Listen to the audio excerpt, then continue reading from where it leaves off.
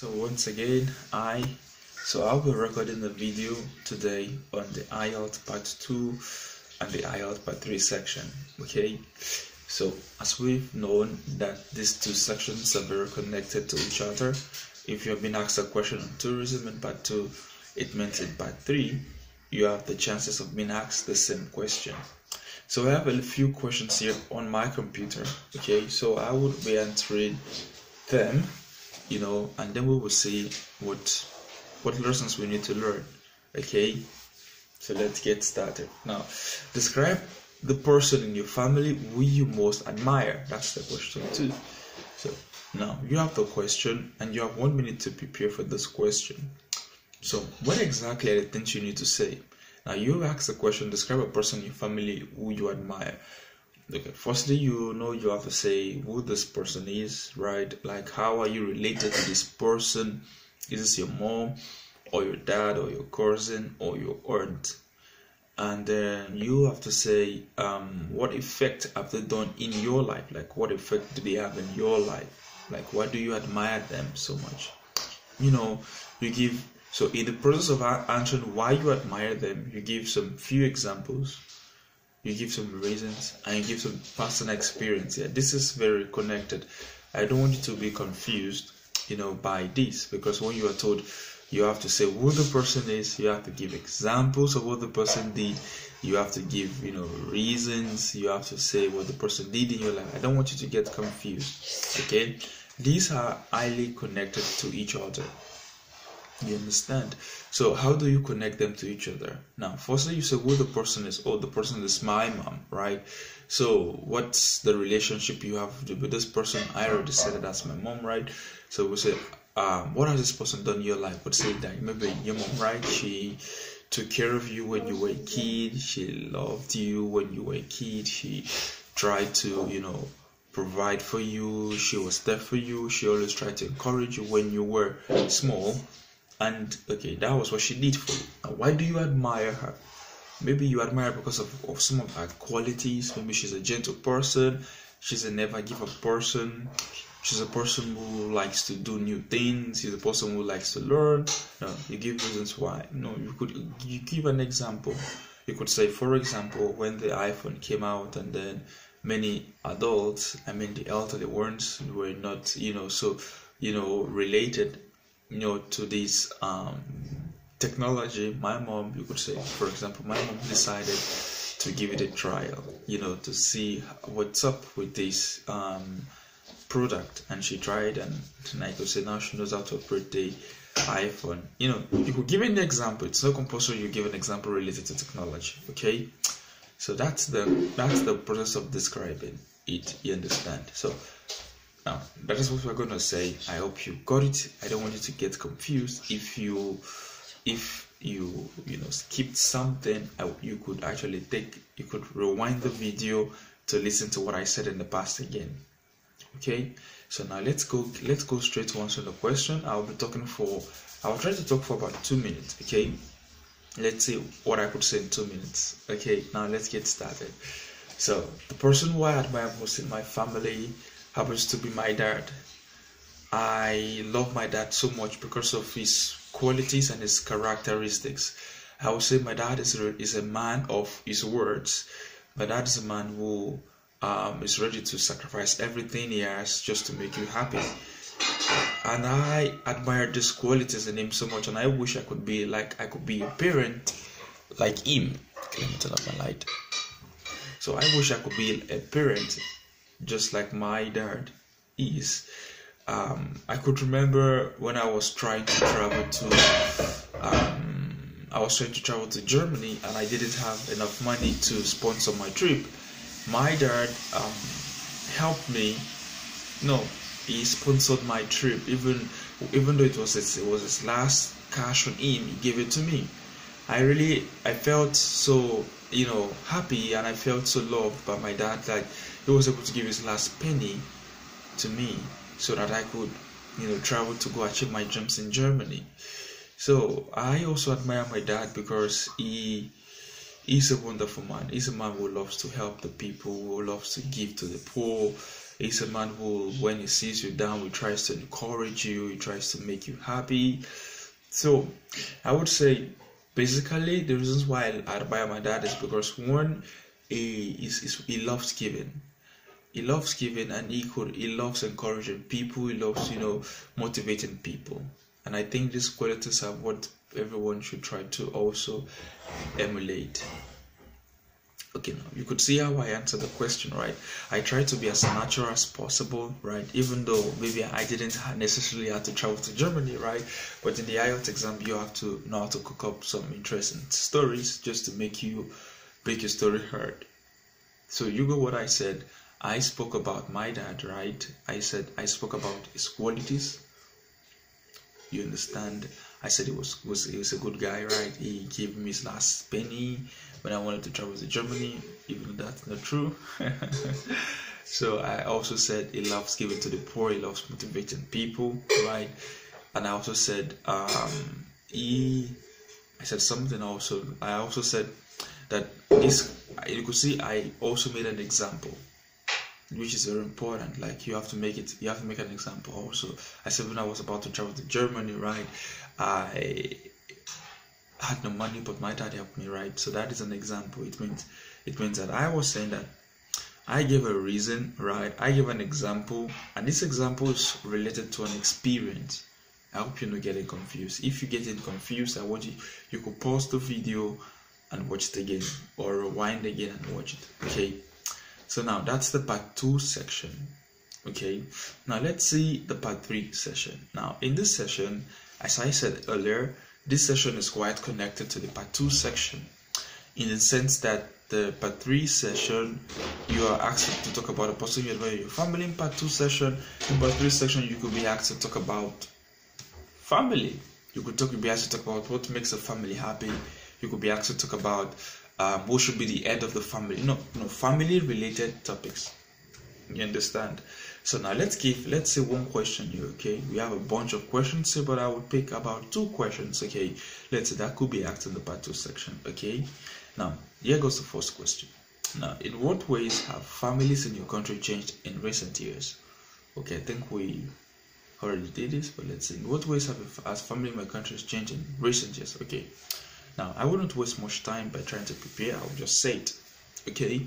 Now, in the last 10 years, family has really changed in my family, because the mentality of people have totally changed from what it used to be 10 years ago. I could say 10 years ago, females believed that they should get married at the age of 22, but now females believe that they need to have a good career, have to get to the peak of their careers before they get married, because they have the feeling that marriage is a burden. And also I also observed that family has also changed towards the relationship between parents and children. Many years ago, parents had much control over their children, and this helped the children to be disciplined, to be more matured, to be prepared for life, to get some lessons from their parents. But now we could say, because of the emergence of technology, we could say that children nowadays tend to be more freer than they were 10 years ago. And I would say this is affecting our society, and it's affecting our environment. So this is how family has changed in my country in recent years. Now you could see how I answered the question, right? I didn't give too much details. I only talked about 2 things. I talked about the marriage, and I also talked about relationship between father and parents and children. You understand? So you could also talk about anything. You could talk about home chores. You could talk about anything if you ask a question on family. Okay, so now I answered. Now let's see one more question, and I'm going to give my final notes. Okay, now let's see. Now, should husbands, is another question in the part 3 section. Okay, should husbands and wives have different roles in the family? Within the family, why or why not? So I wouldn't also waste time in preparing here. I will go straight to the point so you could hear me. Okay, now in my point of view, I think that husbands and wives should have different roles in the family.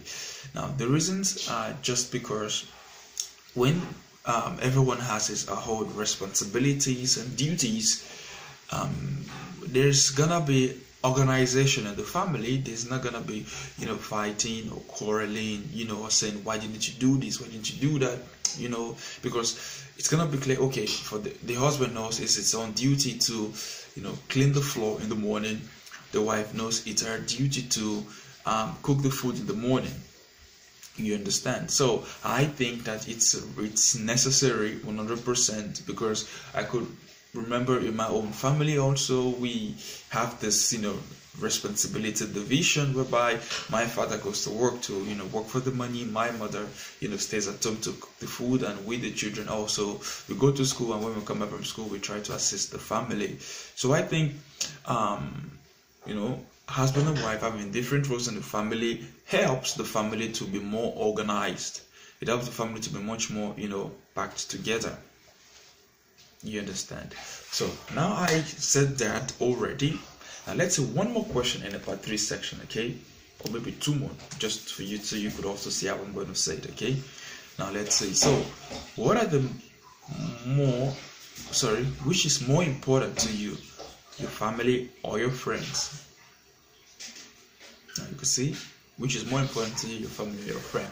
Okay, now I would not say that my family is 100% more important to me than my friends, because I spend most of my time with my friends. We hang out together, we go to clubs together, we drink bottles of beers together, and I would say my family of course is important to me, but I have more closer relationship with my friends. I could tell my friends anything, but I can't tell my family anything, because of in this family you have this sense of strictness, this sense of discipline. But with your friends, you could say anything to your friend and you wouldn't get hurt for that.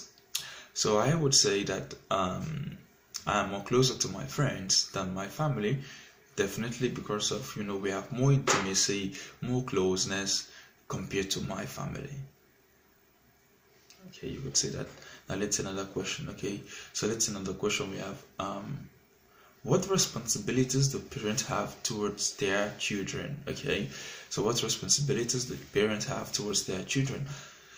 So, well, nowadays I would say children are trying to be, more independent from the parent. So I would say the major responsibilities a parent has, towards their children is just to make sure that this child is well trained and well disciplined enough to be able to relate with life and relate with people from all sets of life. And I think that parents should give time to training their kids, to training their loved ones also, because this is the most important thing. Because parent responsibilities shouldn't just go beyond providing, but also should also go to the extent of training your children, disciplining them, and giving them notes of discipline and notes of conduct. So I think, in my opinion, that the responsibilities of parents towards their children should be sorry, I think I missed the question. The question is, what responsibility do children have towards their parents? I think that was the question. I'm sorry, let me say it again. Okay, sorry for that. So I think children don't really have much responsibility to their parents, because they practically can't provide anything for their parents. And when we talk about responsibility simply basically means providing for someone, providing something to someone, providing having yourself responsible for someone means you have to answer for this person or take care of this person. Okay, so I think only children, that means elderly children who are above the age of 25 could be responsible for their parents. Children who already have a living, children who are already working, they could have responsibilities for their parents. Responsibilities like providing maybe some basic amenities for their parents, maybe helping their parents pay their bills, knowing that they can't work as they worked before, and also understanding the fact that their parents invested on them.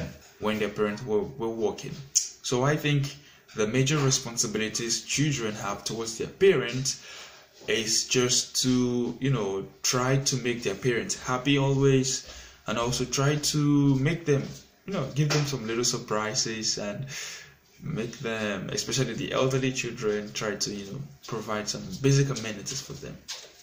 Now, you could observe the way I've answered these questions. I've answered a bunch of questions in the part 3 section and also in the part 2 sections. Now, if you try to understand, I try to be as natural as possible. I didn't try to cook something difficult for myself. The moment you're natural, it's going to be easy for you to talk, and it's going to be easy for you to flow with your tutor or your questionnaire.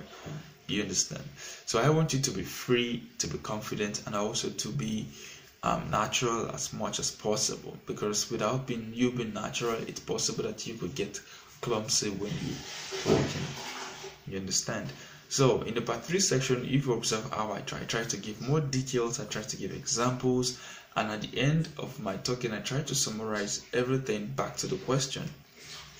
You understand? So this is very highly recommended, because it simply shows that you are a language veteran. You understand? So I wouldn't talk much. Okay, I would like to stop the video here. You could, if you get confused in any sections, you could write me, or you could take a pause on the video, rewind the video, and watch again. So thank you. Have a nice day.